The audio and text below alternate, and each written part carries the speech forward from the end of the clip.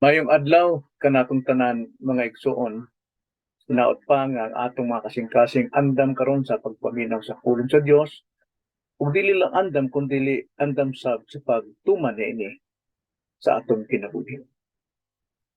Unsa may mosantop sa inyong hunahuna o sa atong hunahuna kung atong hisgutan o hunahunaon ang pulong nga dili hinakog. Dili hinakog. Dili hinakog may kalainan sa hakog. Ang hakog dalo kaugalingon ray gihunahuna. Apan ang dili hinakog dunay pagsakripisyo sa iyang kaugalingon alang sa kaayuhan sa uban. Naglantaw ni sa kaayuhan sa uban. Kasagaran ang mga dili hakog gipakasama nato sa mga bayani. Ang mga bayani andam sa pagrisgo sa ilang kinabuhi, andam sa paghalad alang sa kaayuhan sa uban. Mahitabo ni sa mga Kristohanon, maigsoon. Mahitabo ni. Mahitabo gayud. Kay tungod ang atong Ginoo mo'y atong example. Si Kristo naghalad o naghatag sa iyang kaugalingon, sa iyang kinabuhi alang sa kaayuhan o kaluwasan sa uban. Mausab, ang mga tinuod Kristohanon, mga hamtong Kristohanon, andam gyud sa paghalad sa ilang kaugalingon alang sa kaayuhan sa uban. Natanaw nato sa Biblia ug unsay buot ipasabot sa dili hinakog ug unsay mahimo niini sa atong kinabuhi. Ablihon nato ang atong mga Biblia sa Filipos 2. Filipos 2 bersikulo 25 ug ngadto sa 30 atong pagbasahon ng igsoon. Nagaingon: Nakaunaw na ako nga kinahanglan paan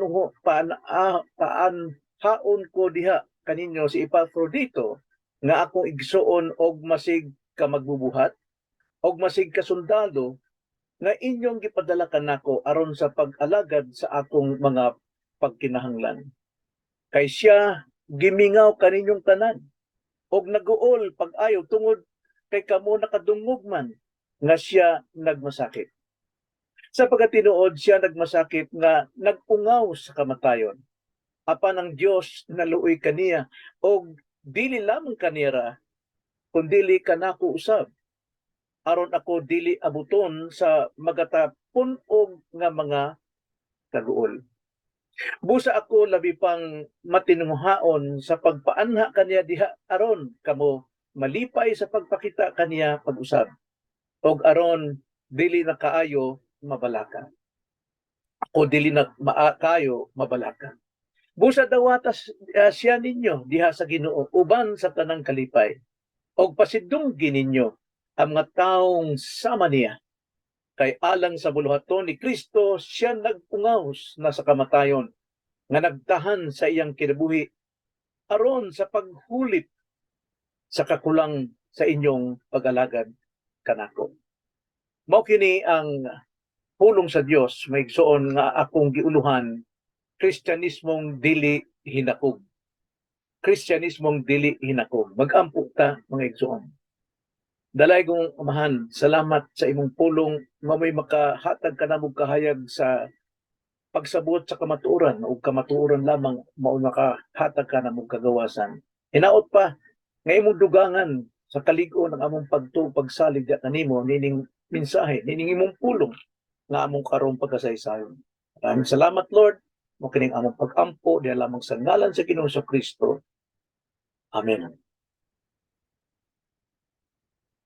Dini sa atong gibasang bersikulo, Filipos 2:25 ngadto 30, ang dili hinakog nga Kristyanismo makahimog upat kakinihan sa kinabuhi nato ng mga Kristohanon. Upat kakinihan sa kinabuhi. Primero, ang dili hinakog nga Kristohanon muapiktar sa uban. Makaapiktar sa uban, muapiktar sa uban. versikulo 25 ngadto sa 26 mao kanay gipamulong diha sama sa giingon ni Pablo. Bahin ni Epaprodito. Kung atong mabasa ang 25, versikulo 25, si Epaprodito nakahatag og epekto kang Pablo. Nagaingon, nakahuna-huna ako nga kinahanglan paanahaon ko diha kaninyo si Epaprodito nga akong igsuon og masig ka magbubuhat og masig ka sundalo nga inyong gipadala kanako aron sa pag-alagad sa akong mga pagkinahanglan. Si Epaprodito kini gisugo sa iglesia diha sa Filipos. Tungod si Pablo anaan man diha sa pagkabilanggo tungod sa iyang ministeryo. Unya kini si Epaprodito gipadala kini kay kini usa pud kani kasundalo usa ka magbubuhat sa ginharian sa Dios. Oron sa pagtabang ngadto kang Pablo ug unsa iyang ikatabang ilang gipadala o tinuod gayon. Namingon si Pablo nga si Epaprodito nakapangalagad gayon sa iyang pagpanginahanglanon ug unsa iyang kinahanglanon. So nagkaiusa ang kaigsuonan nga ipadala si Epaprodito pagkanindot mga ang iglesia nga nagkaiusa gyud aron sa pagtabang sa ubang mga kaigsuonan labi na ang ilang mga pastor nga dunay naagos kalisod sa ilang kinabuhi, kalisod sa ilang kahimtang, kalisod sa ilang pag-atiman sa iglesia, kalisod pa diha sa pag-andam sa mga mensahe o pag-atubang sa mga pag-counsel sa mga kaigsuonan dunay problema. Apan wala gyud mapakyas ang kaigsuonan sa Filipos kay tungod si Epaprodito dako kaayo og tabang kang Pablo sa iyang ministeryo. Ikaduha, dili lang kay nakahatag si Epaprodito epekto kang Pablo. Ikaduha, si Epaprodito nakahimo. Primero, nakahatag. Karon nakahimo og epekto sa simbahan sa Filipos. Basahon nato 25 ngadto 26 nakaingon. Nakahuna-huna ako nga kinahanglan paanahon ko diha kaninyo si Epaprodito nga akong igsuon na masig ka magbubuhat og masig ka sundalo nga inyong gipadala kanako aron sa pag-alagad sa ako mga panginahanglan. Kay siya gimingaw kaninyong tanan og ugod pag-ayo og nag-uol pag-ayo tungod kay kamo nakadungog man nga siya nagmasakit. Na makita nato dire og unsa epekto sa kinabuhi ni Epaprodito ngadto sa iglesia sa Filipos. Usa siya ka masig ka magbubuhat. But pasabot wala ni magpasagad sa iglesia sa Filipos nga siya gyud ang ministeryo sa Filipos mao ang pagsangyaw sa mayong balita. Og mikuyanap ang ilang pagtuo pagsalig, mukiyanap ang ngalan ni Kristo sa tanang mga kadapitan kay tungod usa si Epaprodito nga masig ka magbubuhat sa iglesia. Og dili lang kay usa ka masig bubuhat kundi usa pud ka masig ka sundalo. Ambot po sabot muhatag musuong ang iyang kinabuhi alang didto sa mga sa kaluwasan sa uban mga tao. Makita nato nga ang iglesia sa Filipos wala magpasagad sa pagpamuhat sa ganarian sa Dios. Ang tibuok iglesia kay giingon masig ka sundalo, masig ka magbubuhat, but pasabot even the Christians, lahat ng members sa Filipos, naagyod ang ilang kasing-kasing diha sa ginarian sa Dios na kini mukayanap gayot. Dako kayo og epekto ang kinabuhi sa usa ka lig-on hamtong og tinuod nga Kristohanon. Makapadasig sa uban, makapalig-on sa uban. Sama sa usa ka babae nga bao didto sa mga buhat 9. Ang ngalan niya mao si Dorcas. Si Dorcas maayong babae, balo siya, apan dako siya gitabangan, daghan siya gitabangan, daghan siya gipalig-on pinaagi sa iyang buhat, sa iyang mga lihok nga makatambag, makahimo, makatabang, makahatag ug unsay iyang kaarangan ikahatag sa ubang mga kababayan. Busa sa diha nga namatay siya, ang mga kaigsuonan wala gyud sila muhunong diha sa pag-amping sa iyang lawas, gidihugan ang iyang lawas, ug diha sa nakabati sila nga si Apostol Pedro naa diha sa pikas nga lugar, ila kining gipakuha ngadto aron si Apostol Pedro muampo ngadto kan Dorcas sa ilang pagtuo nga siya gyud mabuhi ning bayhana. So busa pag-abot ni Pedro kung sa may gibuhat nila atong basahon ng igsoon gikan sa mga buhat 9:36 ngadto sa 42. Nagingon, og dito sa Jope may usa ka babaeng tinun-an nga ginganlan si Tabita nga kun hubaron Dorcas o Lagsaw siya daghan nga maayong binuhatan og mga pagpanglimos nga iyang gihimo og nahitabo niadtong mga adlaw nga siya nagmasakiton og namatay og tapos nila katrapuhi ang iyang lawas gimahal gyud siya pag-ayos mga kababayan gidihugan sa iyang lawas kini ilang gihaya sa usa ka lawak sa taas og tungod kay ang lida duol raman sa Jope sa pagkadungog sa mga tinun-an nga si Pedro didto sa lida siya ilang gipaadtuan og duha ka tawo nga sa ingon nagapagkiluoy kaniya umari ka ikaw kanamo sa walay langan ingon ang mga gisugo ngadto kang Pedro og si Pedro mitindog og miuban kanila og sa paghiabot na niya ilang gidala siya ngadto sa lawak sa taas diin kialirungan siya sa tanang mga kababayang balo nga nagpanghila na nagpakita kaniya sa mga kamisola o sa mga sinina nga binuhat ni Dorcas samtang uban pa siya kanila. Apan silang tanan gipagulan ni Pedro og siya miluhod og nagampo og unya nagatubang siya sa lawas miingon Tabita bumangon ka og kini mibuka sa iyang mga mata og sa pagkakita niya kang Pedro siya milingkod og gitunol ni Pedro ang iyang kamot ngadto kaniya og iyang gipatindog siya og iyang gitawag ang mga kabalaan og ang mga kababaeng balo og kanila iyang gipatubang si Dorcas nga buhi na og kini nabantog sa tibuok Jope og daghan ang mituo sa Ginoo. Tiyo nga usa ka lihok sa usa ka babaeng Diosnon usa ka babae nga miyembro usab sa usa ka iglesia na igsuon wala gyud magpasagad no mitabang siya sa unsay iyang matabang sa mga kaigsunan o ang mga kaigsunan siya usab gihandom gimahal gitabangan bisan pa sa pagbuhi kaniya na agyod ang mga kaigsunan milantaw gyud kani kang Dorcas. Kaigsuon unsa kadako ang imong epekto diha sa iglesia unsa kadako ang epekto diha sa imong pastor. Ikaw ba nakatabang kang pastor? Ikaw ba nakatabang sa iglesia sa Pilipos? Wa ka ba magpasagad kung sa din nga dagma na diha, nga luya diha? Kunya ang pastor kasala, wa ka ba magpasagad nga imo sab nga sultihan, badlungon? Labi na kung usa ka ka-leader, so on. So, ang dili hinako nga Kristohanon moapektar sa uban. Mao na kinahanglan moapektar ang atong kinabuhi sa uban. Ikaduha, ang dili hinako nga Kristohanon muamping sa uban. Muang-amping sa uban. 25-26, atong balikod og usab. Nakaunaw na ako nga kinahanglan paanahaon ko diha kaninyo si Epaprodito nga akong igsuon og masig ka magbubuhat og masig ka sundalo nga inyong gipadala kanako aron sa pag-alagad sa akong mga pagkinahanglan. Si Pablo misulti nga iya kuno panahaon si Epaprodito balik ngadto sa Pilipos kay ang Pilipos mo nagpadala kang Epaprodito ngadto kay Pablo sa iyang kinahanglanon.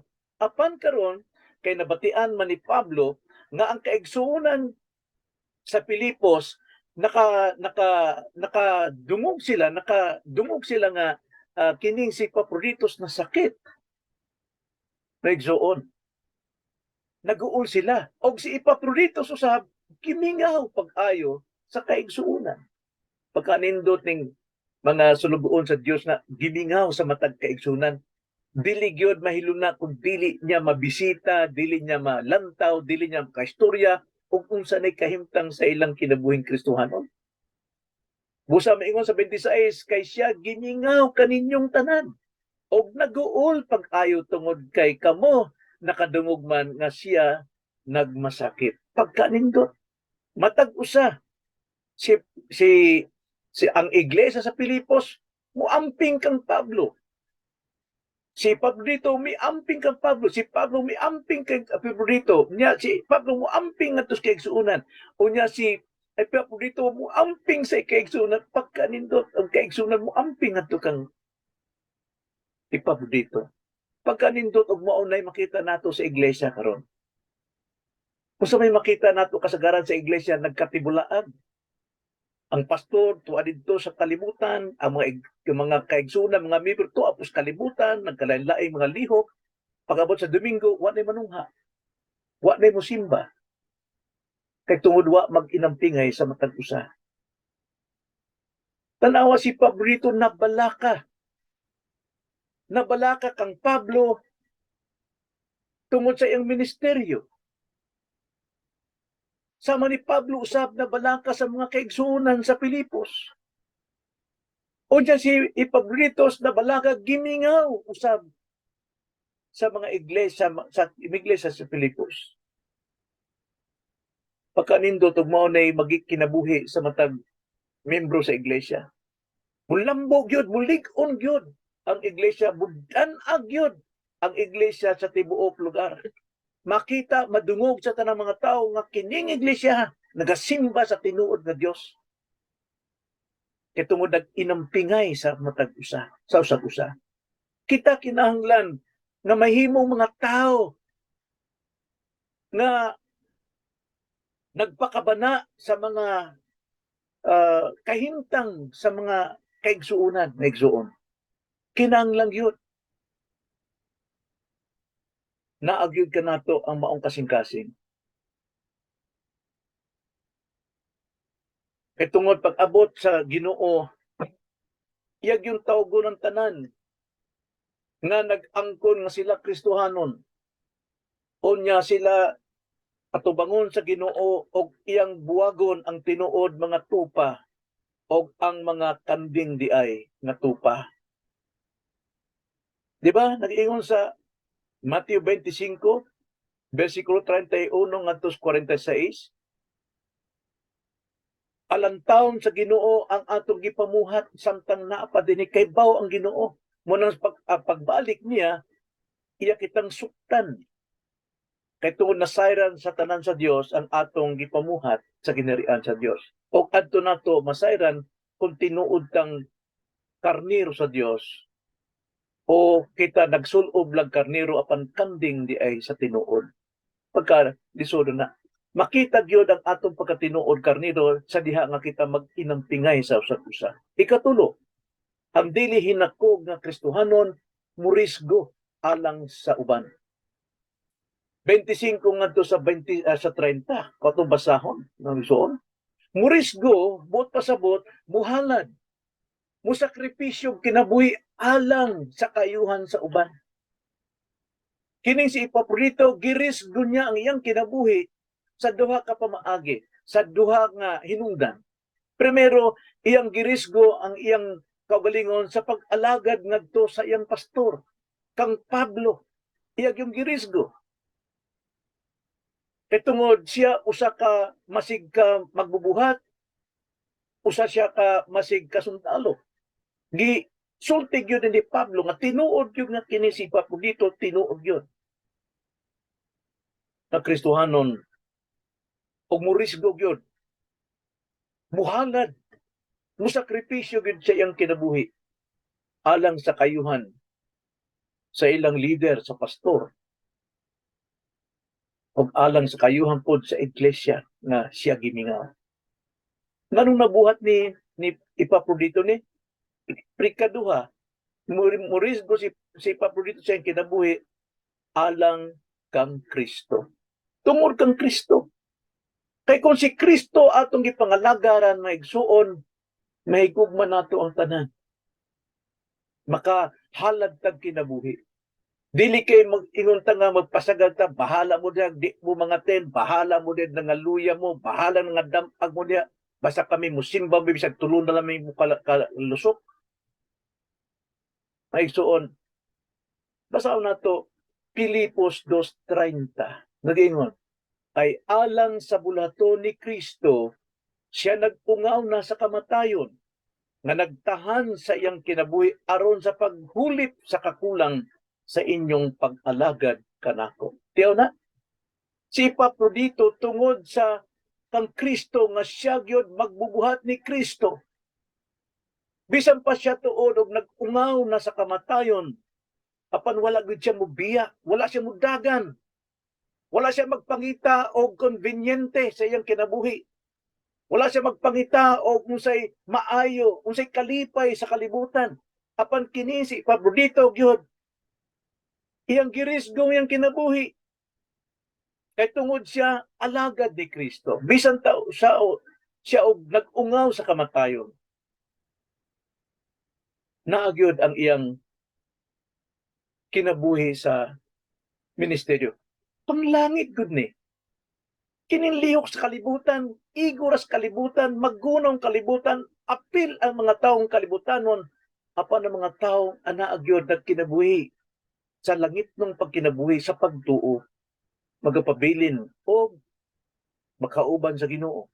Philippians 3:20, our citizenship is in heaven. Adto gyud ta paingon didto. Kini si Epaprodito, murisgo siya alang kang Pablo. O ikaduha, mirisgo siya tungod sa ngalan ni Kristo. Alang sa buluhaton ni Kristo. Bisan pag nag-ungaw siya sa kamatayon.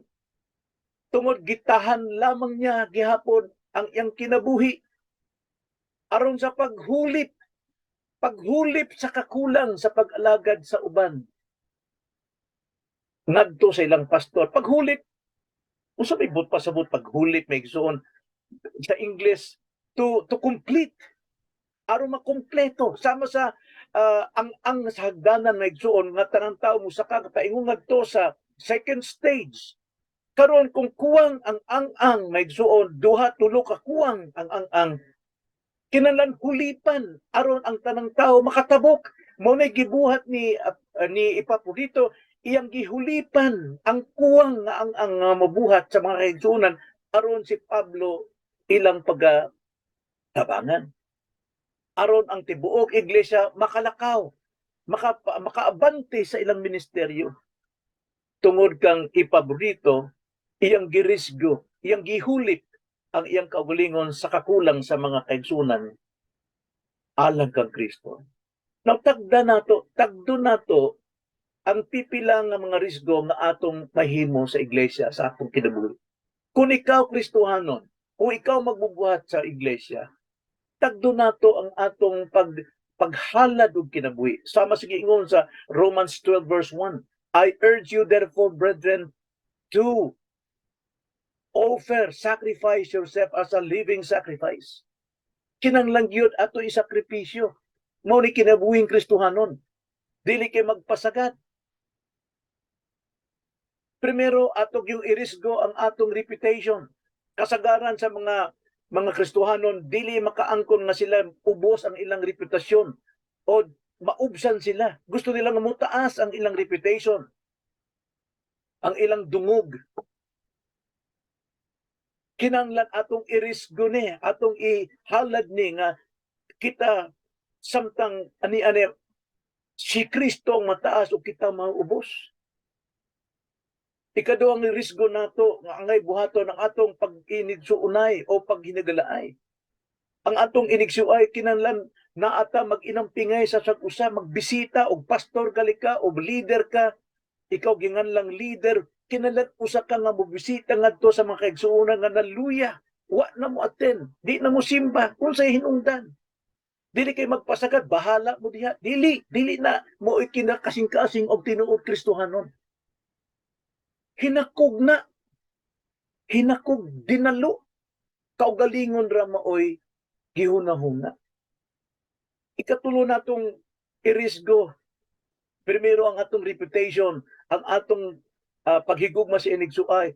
Katulo, ang atong panapi. Kasagaran, anha bagsak, anha hulog, anha kamang ang mga Kristohanon. Pag-abot sa panapi, nagaingon ng Ginoo, Romans 1:17, the just shall live by faith. Kinahanglan ang tao, ang mga Kristiyano nagkinabuhi diha sa pagsalig sa Ginoo. Kaya sa may giingon sa Ginoong Hesukristo, Matthew 6:33, Seek first the kingdom of God and His righteousness. And all these things, what things? Ang mga butang nga atong kinahanglanon, dili yun magpabaya ang Ginoo. Sama sa giyon David, sa didto pa kong bata pa ko, hangtod sa akong pagkadako, wa ko'y nakita nga mga matarong nga nagkamang nagpalimos sa kagutom. Wala gyud. Dili magpasagad ang Ginoo.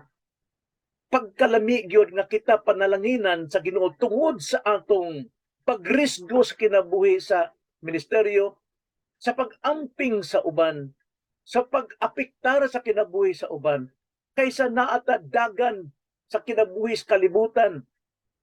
Ang sapi sa kalibutan atong maoy atong giapan, maoy atong giapas, unya atong gibiyaan ang ginarian sa Dios. Maigsoon, tagda ang imong angay irisgo. Ikaupat, maigsoon, dili hinakog ang Kristohanon magpasidungog gayud sa uban. Magpasidungog gayud sa uban.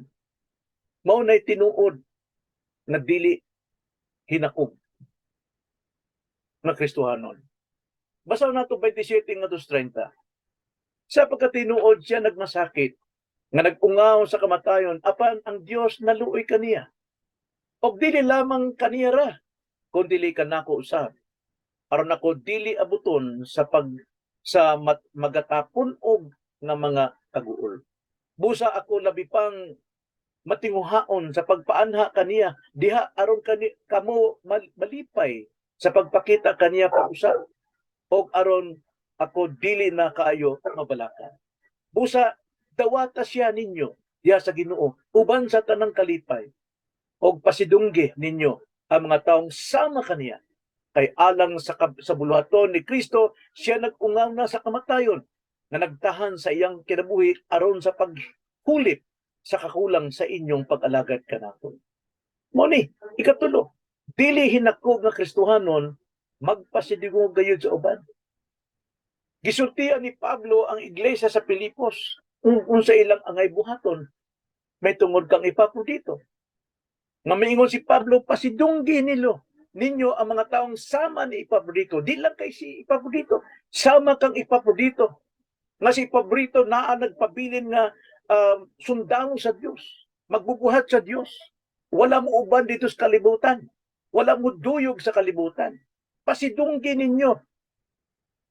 Ang pasabot pasidunggi may igsoon, tadlang tawa ang ilang panginahanlanon. Kung pastor siya, mo nisulti sa 1 Timoteo 5:17. Nga ang mga ansyano nga maayo sa ilang pagdumala kinahanglan pagaisipon nga takos sa doble nga pagtahod, ilabi na kadtong nagapangabudlay sa pagwali o sa pagpanudlo. Kung sa kunibuhaton niadto mga ansyano, mga pastor, leader, nga nagdumalag maayo sa ilang ministeryo, isipon sila, pasidunggan sila sa takos nga dubling pagtahod. Dubling pahitungod kaniya. Labi na kadtong nagapangabudlay sa pagwali o sa pagpanudlo. Pagpangabudlay sa pagwali, may igsoon pasabot, kada wali na agyoy managdaog yun ang mga taong pildero ng kalibutan, bakod tong mga nagkamang, malig-on katong mga nangaluya, malipay katong mga nagasubo, o ang mga nagalipay, labi ng himayao ng Diyos sa ilang kinabuhi, bulambo, bulig-on sila sa ilang pagpanginabuhi ng Kristohanon. Maunay lihok trabaho sa usa ka ansyano. Naan karon kung ansyano nagyama-yamaning kalibutan, unya pag-abot sa Domingo, igo lang mo magpunit-punit kung unsay mahunaw na ang isulti, pagsikig pagpanggo sa mga miyembro, imbes nga iyang ibakod, paliguonon ang mga nagkamang nga mga miyembro tungod sa kabugat sa kalibutan, dakdakan ninog maayo, tamakan ninog ulo ana, review ko ninog maayo. Dili na angay pasidunggan, may igsoon, angay na tangtangon. Angay tangtangon. Kay sayop ang pagkapili kaniya. Subusa pasidunggan kini mga taong sama ni Epaprodito. Dili kay siya naman pagpadako sa ilang ulo, kun dili tungod sa ilang trabahong gihimo nga pagkabugat. Apan, kung ikaw maoy gipasidunggan, ayaw lang tawa ang imong kaugalingon. Nga dili nimo mamatikdan ang uban nga mas labaw nangangailangan ng kalakasan. So, sa may leksyon ini migsoon. Mangutan ako, ikaw ba usa sa buhi nga panag-ingnan sa imong dili pagkahinakog? Kung unsa ka tinuod nga kahulugan sa dili hakog migsuon, naabanan nimo. Kisa may gunaw nimo. Ang imo ng kaugalingon? Kung sa iglesia, wa pa mo hunahuna nga maluwas ang uban kadto mga tawo, wa pa gyud makadungog sa pulong sa Dios. Ay kung kamo-kamura, hinako. Wa magtubo, wa magdaghan. Hinay nagkaminos, nagkadyutay, hangtod mahanaw ang maong tigong. Kung kita dili hakog, mudan agyud kita sama sa kahayag sa hiwi og baliko nga kalibutan.